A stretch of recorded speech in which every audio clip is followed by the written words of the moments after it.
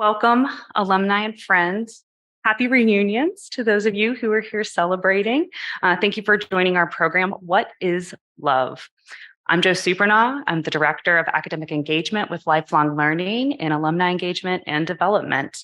And this session of the Duke Alumni Forever Learning Institute is part of our theme, Big Questions, which is inspired by the Purpose Project with the Kenan Institute for Ethics. So to get us started, I am pleased to introduce my colleague and our moderator for today's session, Katherine Jo. She's the Director of Program Development and Design at the Purpose Project at the Kenan Institute for Ethics. Welcome to the Forever Learning Institute, Katherine. Thank you, Jo. Glad to be here. So today's session reflects some of the big questions we tackle in the Kenan Institute's Purpose Project. The Kenan Institute for Ethics is a home for faculty, students, and staff dedicated to understanding the moral challenges of our time. And the Purpose Project at Duke, it's funded by the Duke Endowment, and it is an interdisciplinary and multi-school project that aims to make questions of meaning, purpose, and character integral features of the Duke experience. So in today's session, you'll hear more about one very important aspect of these questions. And I am joined on stage by my colleagues and our speakers for today. Directly to my left, we have Mark Anthony Neal, James B. Duke Distinguished Professor of African and African American Studies.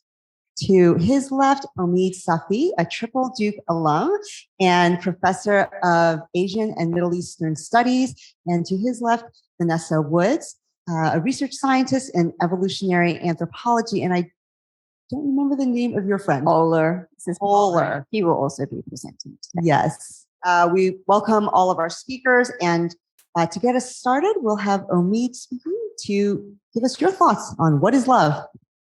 Well, hello, friends, and welcome back to what I hope is and has felt like your home.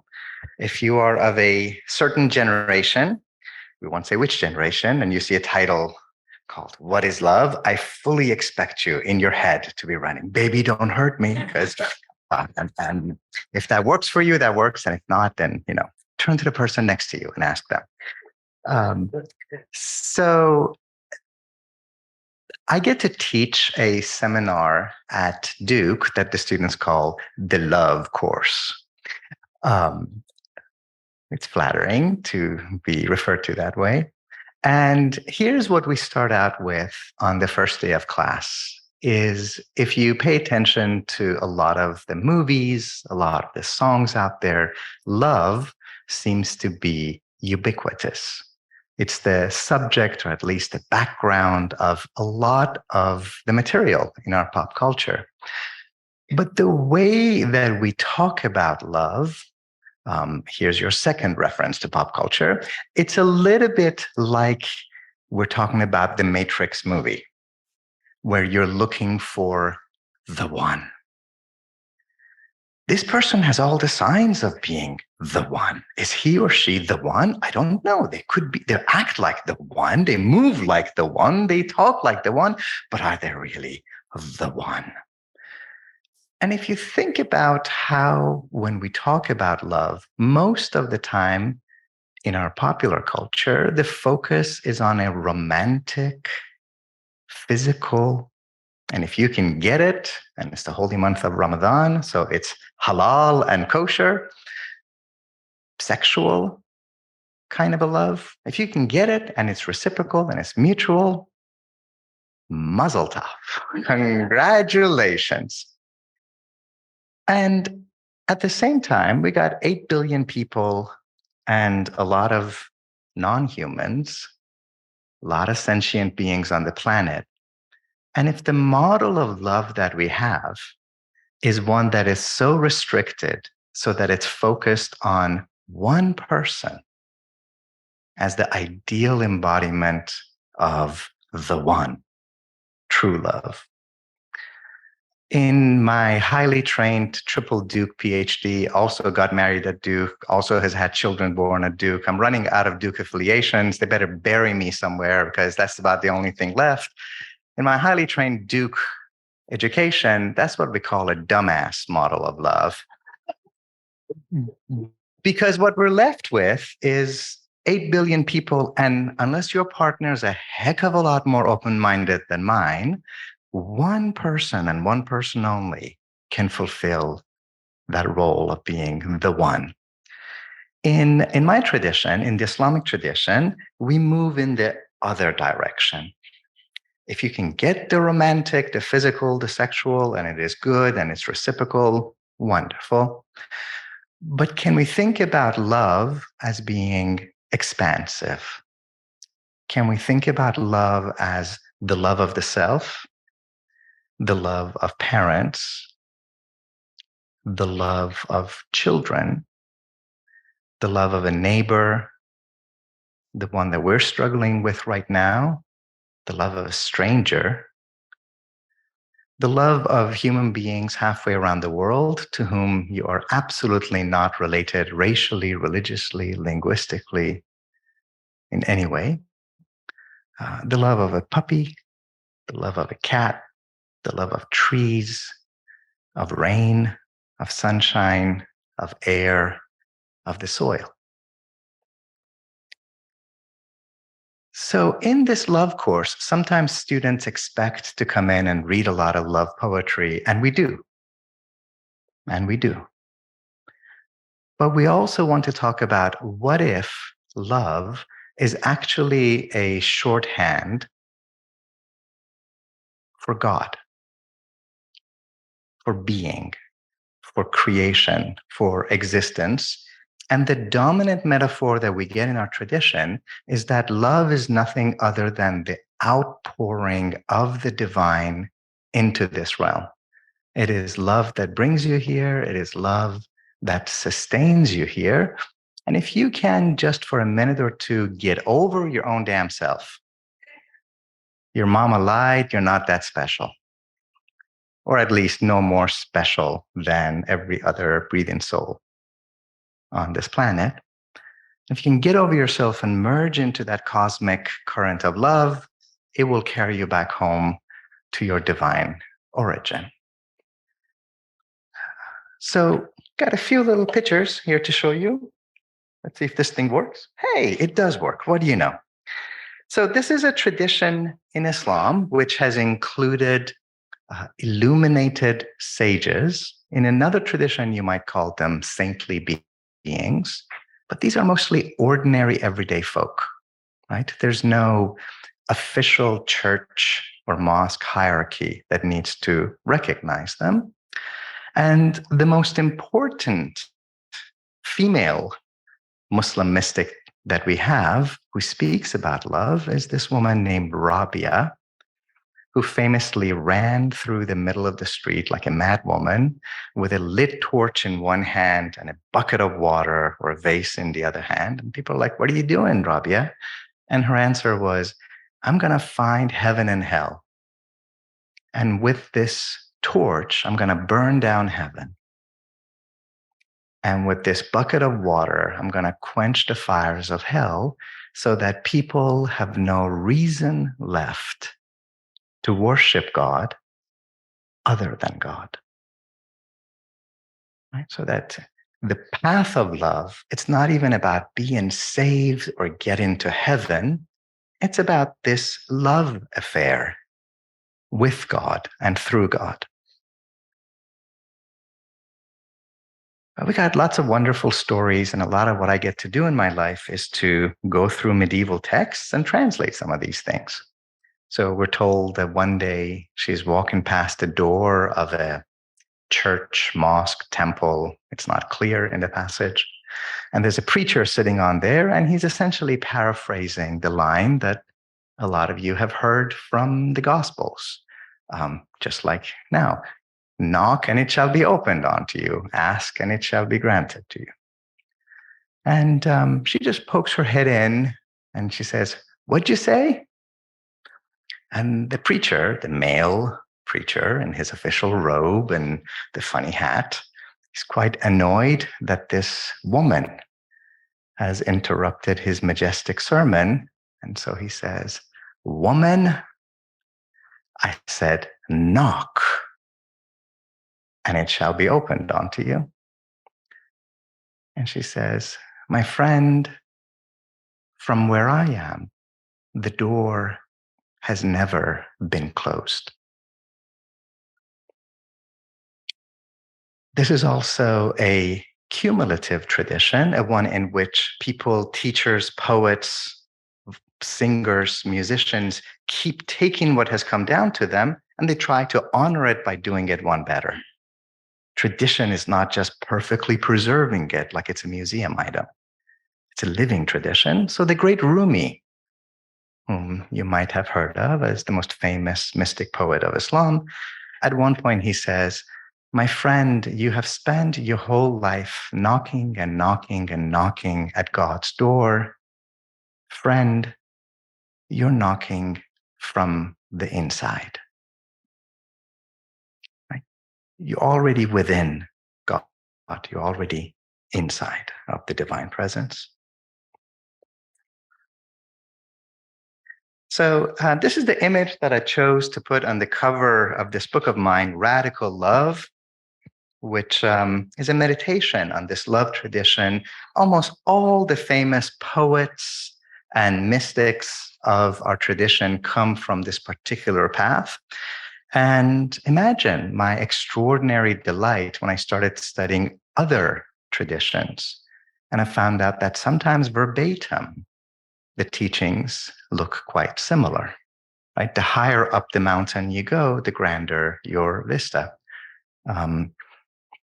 Almost verbatim, one of my mentors in the civil rights tradition, the Black-led freedom movement. I also get to teach the Martin Luther King course at Duke, which is a great thing about being here.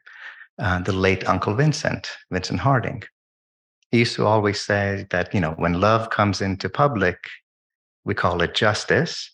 And then when it goes inward, we call it tenderness. So this love tradition has a lot to say about how we treat those who are vulnerable. That's justice. But it's not just about being hard. You also have to learn to be tender. That balance of being fierce against injustice and tender to those around you is one of the hallmarks of this tradition. And in this image that is up on the screen, you have two sages from this tradition who come up with one bold idea. We're going to write you a book of love on one condition, that you never again ask us to bifurcate things into the love of God and the love of humanity. You cannot claim to love God if you don't show care for trees and for animals and for humans. So I'll wrap up by telling you a couple of the stories from this book. We're told that there's a famous pair of brothers. The story is 1,000 years old. And the first brother is called the praying brother because he did nothing but pray morning, noon, and night. And his brother, he did his prayers, but he also took care of their mama. They had an elderly mom, and he spent his whole time being, "Mama, can I get you a glass of water? Mama, can I walk you to the bathroom?" Until the praying brother has a vision of God in which God tells him, "Congratulations. For the sake of your brother, I've decided to admit both of you to paradise." And he says, "Oh my God, I've been waiting for this my whole life. But Lord, clearly you're mistaken, because I think what you mean to say, oh God, is that for my sake, you are forgiven both of us." And God goes, "No, I'm pretty clear on which one of you I'm speaking to. I'm God."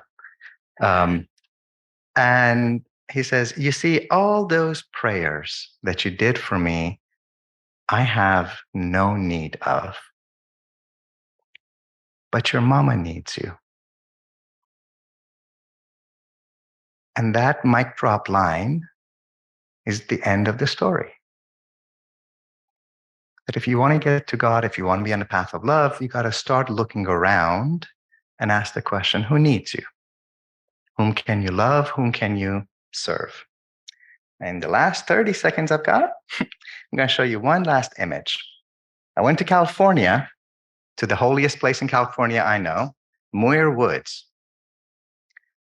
200 to 300 tall redwood trees, 1,000, 2,000 years old. It's a temple. It turns out that their roots, or what in the South we call roots, are 6 to 8 feet deep. That's it. 300 feet high, 6 feet deep. How can they survive all the earthquake, all the storms? They have figured out the thing that we're still working on figuring out. They tie their roots together. Their roots are entangled. And when one of them starts to lean over and fall, the other ones catch it. Don't you dare fall.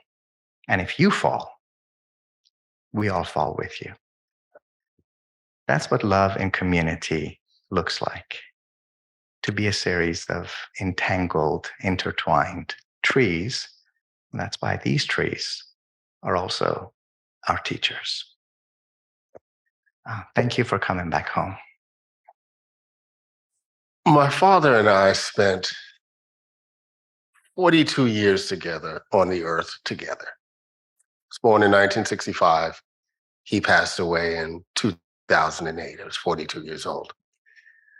And one of the things I began to think about in the aftermath of his death, and being a father myself, I was an only child, was that in those 42 years, I never remembered a moment where I said to my father, I love you, or he ever said to me that he loved me.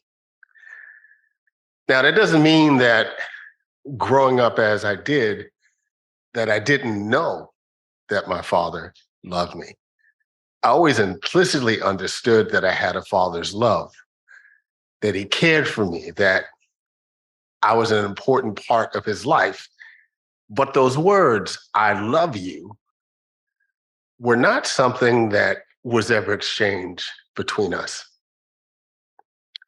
And so I began to think as I got older and as my children got older, that what were the ways in which my father, in fact, expressed his love? There was a book written about 30 years ago that described the 5 love languages. And I began to think about what were the love languages of my father in relationship to his only child and his son. A little flower. This is a great sample That of looms gently. before we knew him as a pop star. A lovely He was the sunset lead singer of a at gospel the end called the Soul. of a day. Every Sunday morning Someone that be when I woke up, a stranger my father was in the kitchen along the cooking way. breakfast and listening to Sam Cooke and the Soul Stones.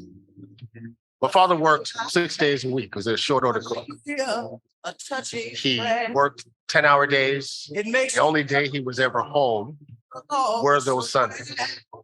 And so I came to realize that one of his love languages was music. Yeah. We would begin early on these Sunday mornings listening to groups like the Soul Stirrers and the Mighty Clouds of Joy, the Highway QCs. And then as it got a little later in the afternoon and after breakfast was cooked and the dishes were done and the brown liquor showed up quietly, we would get to groups like B.B. King and Hammond B3 players like Jimmy Smith and Jimmy McGriff. And this was a space that my father occupied by himself in the living room. He never asked me to be a part of that. But implicitly, he was asking me to share in this culture of music that was so important to him. So that first love language was, in fact, the listening of music. My father, as I mentioned, was a short order cook.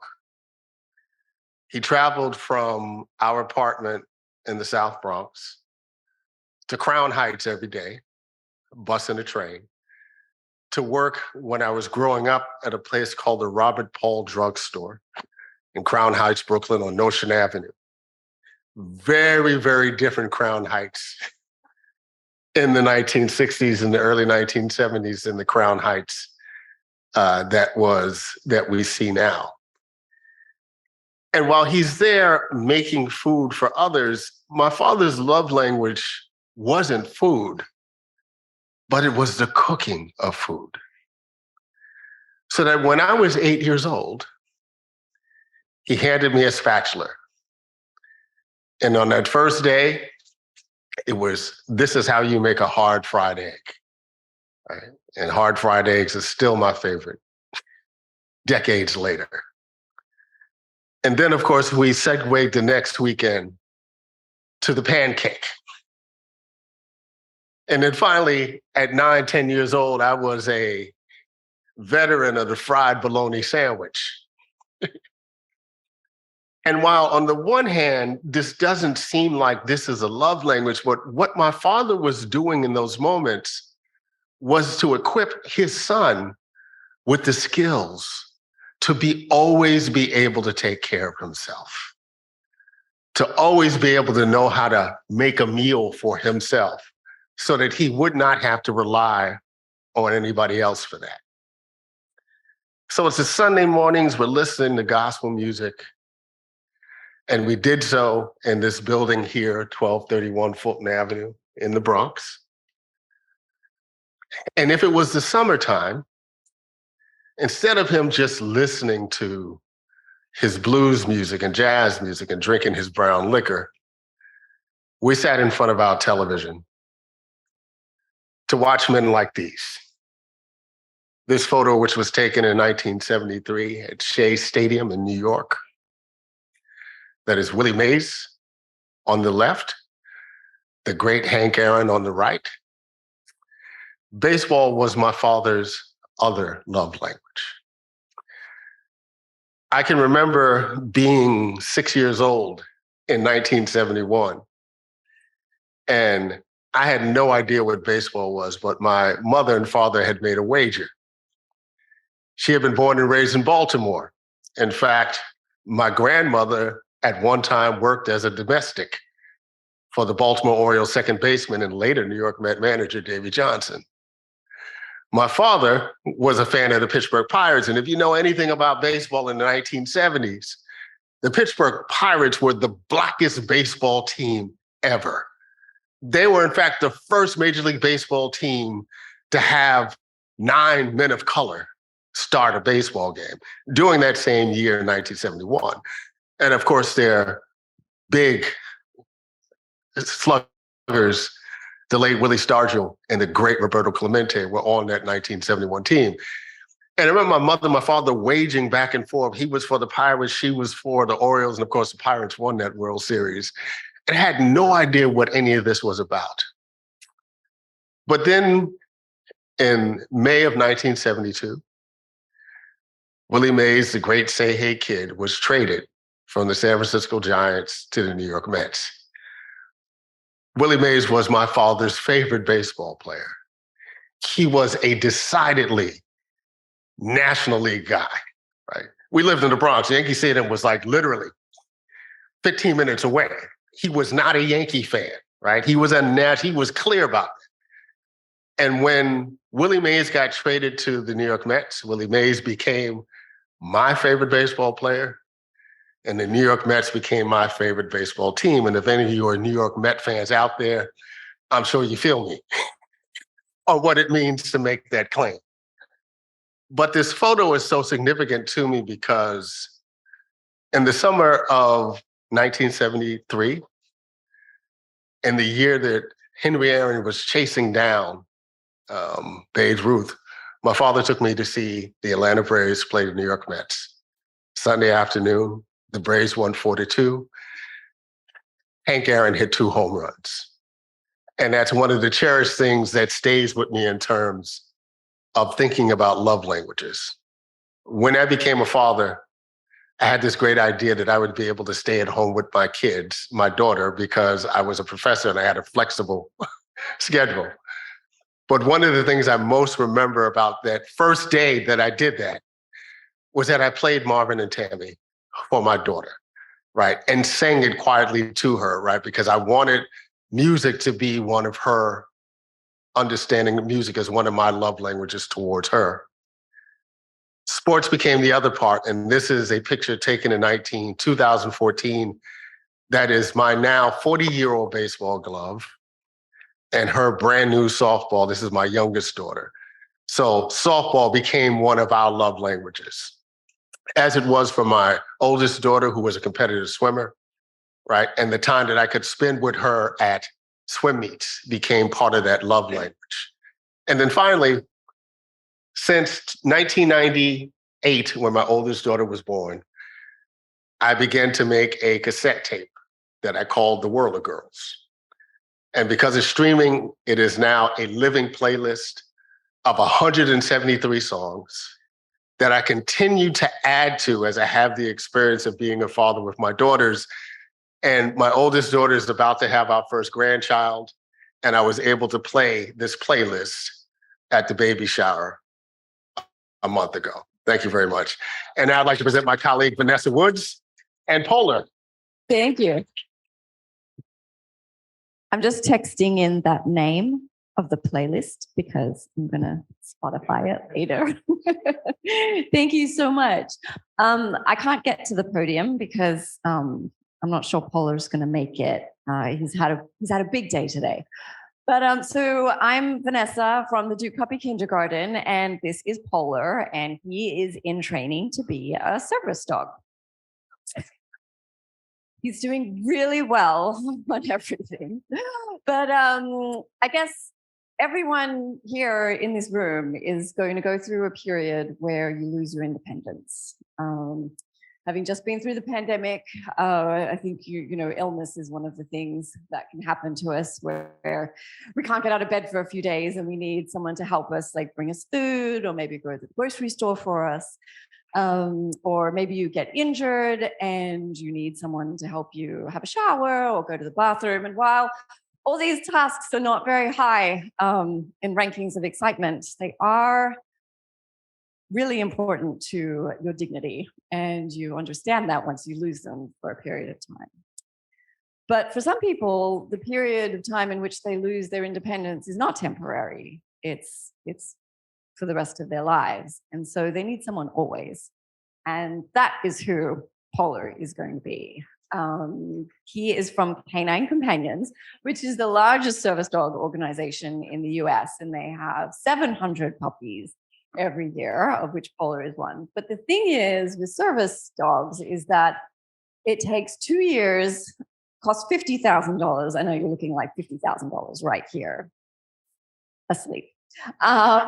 And then half of them don't make it. So you've got a 50% fail rate. And all working dog agencies are the same. The TSA, the bomb sniffing dogs, the guide dogs, everybody has the same problem, is it takes so long to raise them and cost so much money, and then half of them don't make it. And that is because it's really hard to be a service dog.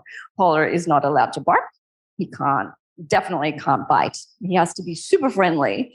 He can't dig holes. He can't chase after squirrels. And then comes his work, which is once he makes it, he can do your laundry. You turn the lights on and off. He can hand over a credit card.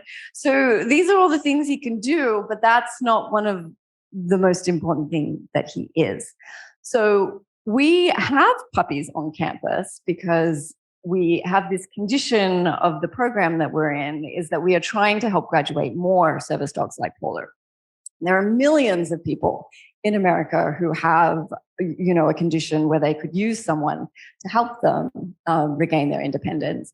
And what we were looking at is there is lots of wisdom in how to raise a dog, but there hasn't been a lot of experimental data. So what our goal is that we want to take a puppy like Polar, and at about 12 to 14 weeks of age, we want to put him through a series of cognitive tasks, kind of like early aptitude training, so we can say, yes, Polar is tracking right on task. He is like top 25%. He's definitely going to make it.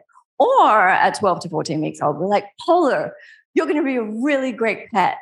And then, and then you can put your resources towards someone, another puppy who is looking better at. I definitely think you're going to make it though, Paula. You've got all the right qualities so far. So the condition that we're running here at Duke is called the love flooding condition. And so usually when a puppy goes to somebody's home, they have like one person that they're with or one family. And what we wanted to do is we wanted to see what would happen if he had a bigger family, like an entire campus for a family. So I don't know if there are any Duke parents here, but you may have been wondering whether your kids are going to keep themselves alive once they go to college. And I can tell you that we have over 100 undergraduates who are not only keeping themselves alive, they're keeping Polar alive. He goes to the dorms every night. He sleeps in someone's dorm. The undergraduates have to take him out to the bathroom in the middle of the night. They have to nurse him when he's sick. They have to, make sure he goes on enough walks so he's not, chewing up their iPhone cables and everything else. So there's a lot of love that goes into a puppy like Polar. And these puppies see thousands of people in a semester.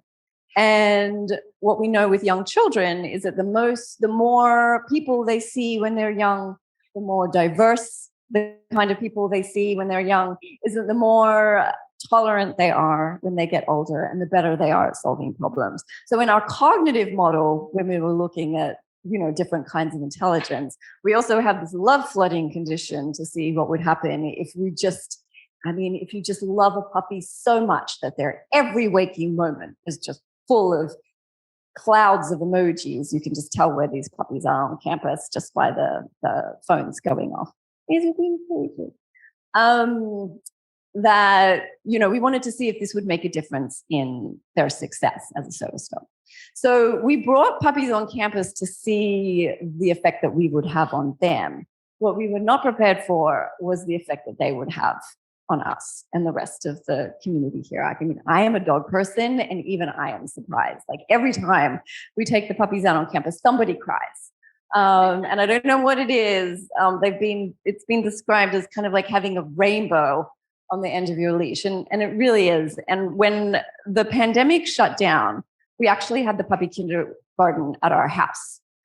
Because the campus was closed and we didn't know we were going to open again, and that was just as hectic as it sounds. And then when we were thinking about reopening in fall 21, we didn't know, because do you remember like Duke, they opened, but then like 2 weeks later they shut down again. I was like, well, we can't do that with the puppies. Like it's going to be really tough. Like we have to know, we have to make a call on this. And then that same week we spoke to the Duke pediatric nurses. And the puppies they've been going 3 times a week pre-pandemic just to see them. And the pediatric nurses, they take care of the sickest kids in the pediatric ICU. And we called them and we're like, yeah, we don't know whether to have the puppies yet. What do you guys think? And the head nurse that we were talking to, she said, please bring the puppies back. So this is the height of Omicron when we spoke to them. And she said, we've never seen the burnout this bad, and we've never seen morale so low. We've got kids who are sick, kids who are dying, and there's nothing we can do for these nurses who have to take care of them. Like, we can't buy them food. And it's one of those situations where small talk just doesn't work anymore. Like, you can say, hey, how was your day today? Because, the news is just all bad all the time. And the head nurse, Tammy, said to us, the puppies were really the only thing where they just provided this bridge between them, where, they could come into a room and instead of talking about their patients, they would talk about the puppy. And I was there for a couple of times and it was amazing. They'd pull out their phones. They'd talk about the dogs they had at home. They'd talk about, the dogs they had when they were kids. And, as Omid was saying, there's so many different kinds of love. And I think that the love of dogs is exceptional because it's a bridge between two species. And it also allows us to, you sit down, mister. Thank you. I'm just gonna say the last time we were in the Nasha, he peed here. So I'm watching him pretty close.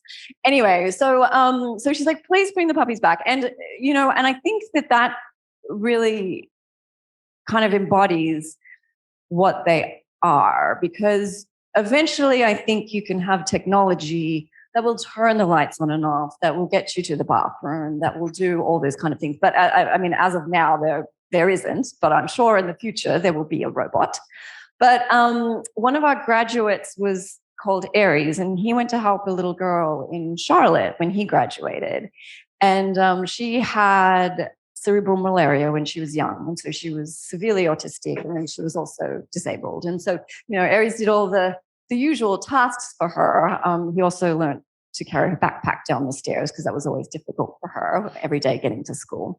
So apart from just taking these everyday tasks that seem insurmountable and just doing them over and over and over again without question, with great joy, that her mom said that, one of the biggest problems that this little girl had was that she'd go out into the world and people would stare at her. And when you're really autistic, that's super threatening. They'd either stare at her or they'd kind of like look at her sideways because you can kind of see there was something different about it. And it made her super uncomfortable. But, autistic kids are just like any other kids. They really need social interaction. So the wonderful thing about Aries was that when she took him out, and they loved each other. I went and visited them a few months ago, and the bond between them was extraordinary. But her mom said that when she went out into the world, instead of people looking at her, they would look at Aries first. And so they would come up to her and they would give Aries a big hug, and and the focus was all on him. And then they would start talking to her about Aries, and they would start sharing stories about their own dogs and showing her pictures. And so that just gave her the couple of moments that she needed to sort of come out of herself. And so he provided the bridge that she needed to be, part of the community and with other people. And I think that's really what makes these dogs so special. And so, when you talk about what love is, I think being a bridge that can connect us and really, get us to share a little bit of ourselves, I think that's super special. Thank you. Thank you so much.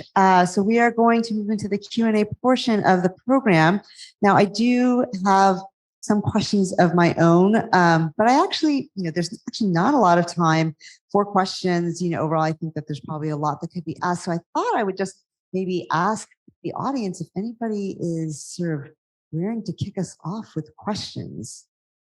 So I just happened to be reading about Aristotle and duality. And sorry, I'm still emotional from me talking about the dogs.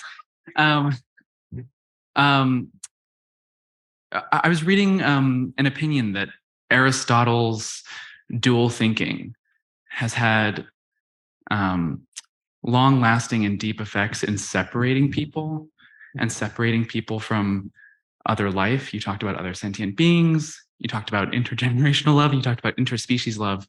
And I was wondering if you could talk about any opinions you have on those effects and how we're living with them right now.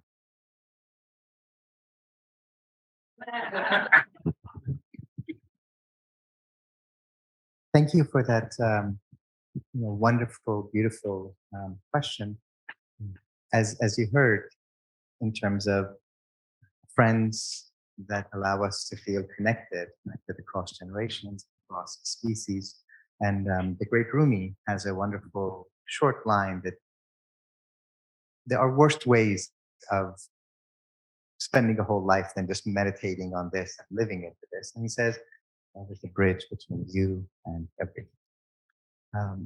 And an analogy that I give you, and one reason that I think love me some Aristotle, love me some Plato, but I also think there have been certain detrimental readings of them, and all kinds of ways in gender norms, in terms of the separation between physics and metaphysics, to take basic category.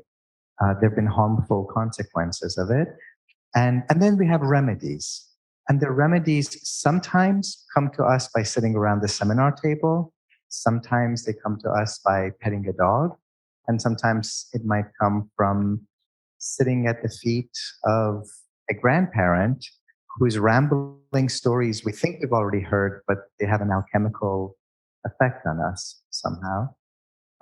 And the way that I oftentimes think about ways of tapping into that wisdom tradition to heal ourselves just a little bit is for reasons that we don't entirely understand. Sometimes people talk about, I feel better. I feel more whole when I go for a walk somewhere, right? So many Duke students have that experience when they go into the gardens. And then if you have a car, you go to Eno River or into the Duke Forest.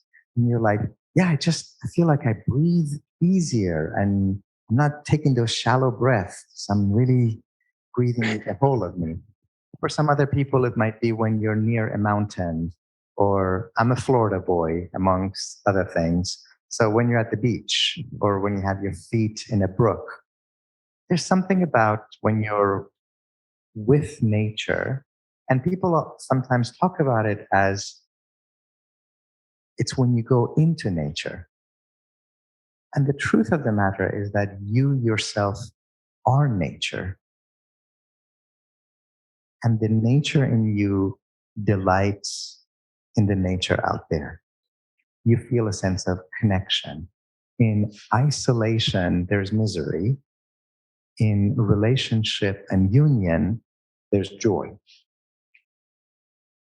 And one of the great challenges for us as a human species in this moment is that we've got more technologies than ever before to communicate with one another. And sometimes it feels like we have less to say to one another and less to hear, not from one another, but with one another. So, I mean, the idea of a robotic dog scares the bejesus out of me. What's wrong with what's wrong with a love dog? And to figure out what is the wisdom, what is the nature in us? How is it that the rivers that are flowing out there, something of them are also flowing in you? How is it that, I'll stop, but how is it that the rain that you saw coming this morning from the sky gathers as a stream, will go into the lake? A week later, you might drink it in some water, and then it is you. And without being dramatic, a few hours after that, it will no longer be you. So something of the clouds and of the streams has flown with you, through you. Come from the soil, you go back to the soil. The rays of the sun go through plants and end up in you. You are nature. How can we live in that sense of harmony with nature, with generations, with our fellow plant friends and animal friends, not to mention human friends? I think these are just some of the ways of relationality, living in communion with existence and being, that we've got a lot to learn more than what some of our wise ancestors might have taught us. Well, I guess just to kind of build on that idea, and just, all of you have sort of talked about different sort of forms of love that we might, or different ways that love is manifested, and sort of, I appreciate that expansive notion, and just using even that word. And I'm wondering, as we think about expanding our circles in which we can express love, I'm particularly thinking of, our current moment. There's a lot of acrimony in our civic and public sphere. Like, do you think that there's sort of something fundamentally the same about the kind of love we might express outside of our more intimate relationships? Or is there something different about expressing love sort of to people that might be strangers to us? So I will say the polar, again, when he's awake, approaches everybody like they're a friend, as though they're a friend. And I think part of the joy that the undergraduates get out of the puppy kindergarten is that the puppies are always just in the moment, and you actually can't take care of a puppy while you're looking at your phone, because they will pee on your bag, they will chew on your things, they will eat something they're not supposed to. So I think just approaching, and I think that friendship has been shown to be a bridge across all sorts of different groups. In World War II, there were these two researchers that looked at who of the Germans had saved the Jews during the Holocaust, because there were a number of Germans that put themselves and their family at risk, put themselves and their families and all their relatives in grave danger to save someone that they didn't know, like perfect strangers. And they looked at what all these people had in common, and it wasn't that they were all brave or rebellious or resisted authority figures. They on the surface had nothing in common at all. They were zookeepers and teachers and businessmen and all different, a whole variety of people. But what they had in common was that they all loved or knew someone who loved somebody who was Jewish. So one of the school teachers, she taught a class of Jewish girls. There was, someone else whose stepmother was Jewish. So I think when you're talking about short-circuiting dehumanization that we are seeing now, and beyond prejudice, where, just a dislike for another group, like actual dehumanization, where you no longer think of another group as human. The only way I think that's been really shown over and over again to short circuit that network is friendship. And, and the most powerful thing is a true friendship. Any questions that have come up in your minds before I? Yes. We have a question from our virtual audience. Rusty Wright asks for Dr. Safi. Thanks for explaining the Islamic tradition that service trumps prayer and obtaining God's favor. In the biblical tradition, Proverbs 15:8 says, quote, "The sacrifice of the wicked is an abomination to the Lord, but the prayer of the upright is his delight," end quote. And of course, Jesus affirmed the golden rule, and everything, therefore, treat people the same way you want them to treat you. For this is the law and the prophets, Matthew 7:12. So apparently the Jewish and Christian tradition emphasize both service and prayer and pleasing God. Would this be a significant difference among the three Abrahamic traditions? My sense is that if you look deep enough and wide enough in any religious tradition, you tend to find that there is as much internal diversity and difference of opinion amongst them as there is sometimes between different religious traditions. Martin Luther King and Vincent Harding were committed Christians. The KKK considered themselves to be Christians, perverted as hope we think that they are, and they were. So I think, we have to remember that people from all of our traditions have been wonderful storytellers. And sometimes they tell us stories as a seed to carry with us. For many of us, religion and prayer is optional. You want to pray, pray. You don't want to pray, don't pray. If you want to fast in this month too, if you don't want to fast, don't. In the societies from which all of our traditions came from, there's a whole lot of social prestige that was attached to public performance of religious rituals. It was not a matter of personal choice. So in light of that, some of these stories that seem to accent service, kindness over and above ritual performance, they serve the purpose in that particular society. How we would tell different stories in our own age, that's kind of up to us, not just to be receivers of stories, but also new storytellers. I think I'll end with just one kind of reminder, since we have both intergenerational and the wisdom of interspecies love and friendship. I have the great joy every year of taking adults to Turkey and Morocco. It's one of the most joyful things that I do, because then the whole society is our classroom.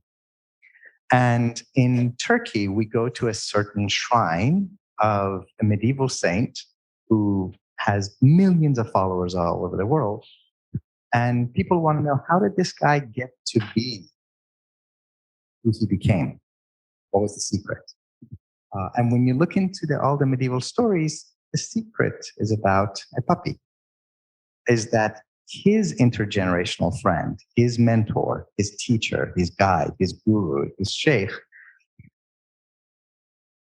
he says, you have a job for 7 years, and it's to go through society and find wounded dogs and to tend to them.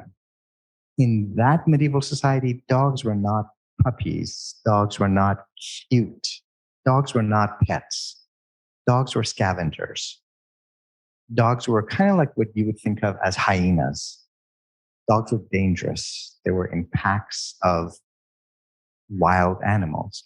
So to be told that his spiritual discipline would be to go and find wounded dogs and bandage them up and to feed them, this was also something that carried a lot of danger. And socially, people were not lining up to pet these animals. And he does this for 7 years.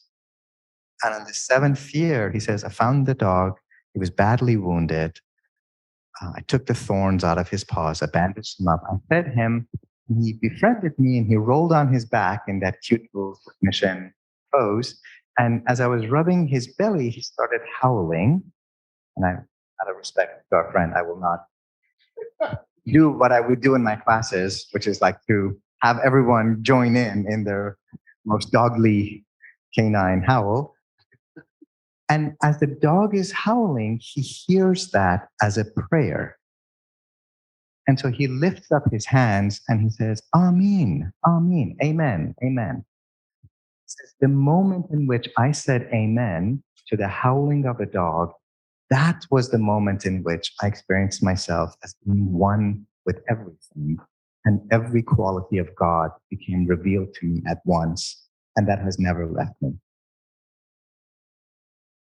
So this kind of intergenerational, interspecies, transformative, alchemical love teachings, sometimes it has such an impact that the people whose lives are transformed go on to transform communities for centuries. And one of the goals that we have, of course, is not just to study such people, but in some small way to become one of them. So we'll take one last question.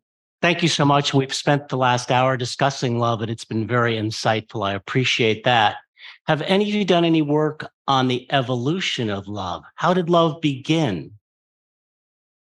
There is an anthropologist who talks about, after having looked at remains of human civilization, an archaeologist, excuse me, the first proof that she has of when love began.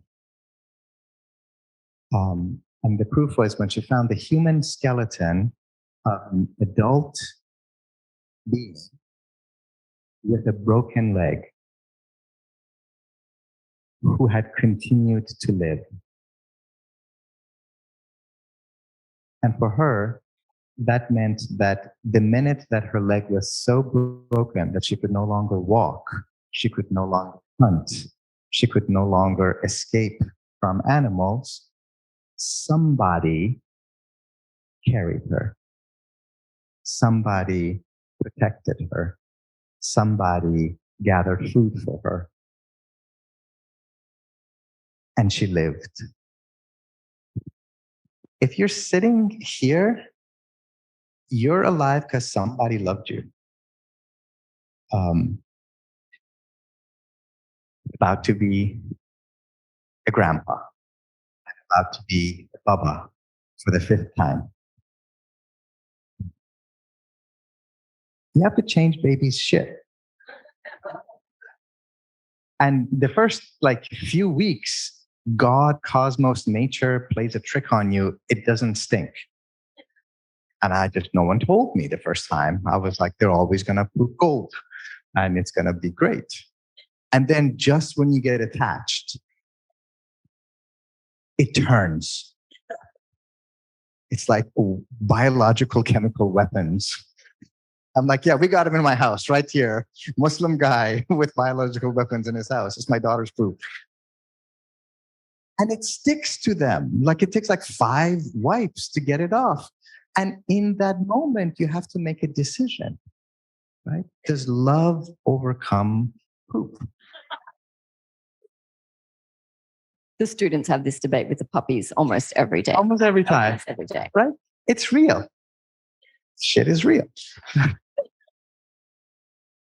And when the baby cries, right, here's what you don't do.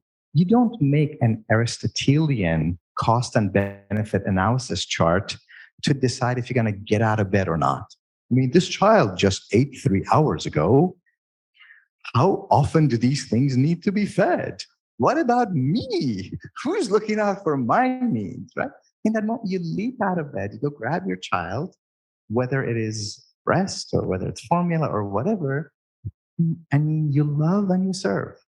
That's why they are alive. That's why we're alive. Somebody loved us.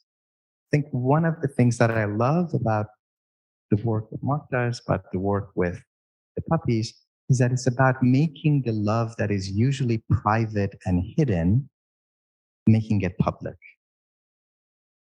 Because bombast and vitriol is right now at the center of our public discourse. How do we take love out of the shadows, out of the private spaces, and restore it to the center of the public space? Right. So I'm sure we could all keep listening to more stories, but we will have to end. Thank you so much to our speakers for their moving insights as well as the comical and very real. So thank you, everyone.